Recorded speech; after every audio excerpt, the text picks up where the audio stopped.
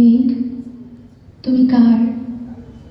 যে একলা আছে 12 মাস, আমি একান্ত তার। সূর্য, তুমি কেন ঝোড়ো?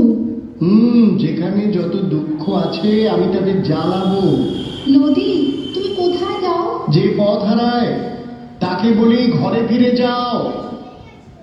ফাগুন, তুমি কেন আসো? যদি তুমি কাঁদো, যদি তুমি ভালোবাসো, ফুল তুমি ফুটে কি পাও? বাড়ি, তুমি যে আমার খোঁপায় গুজে নাও।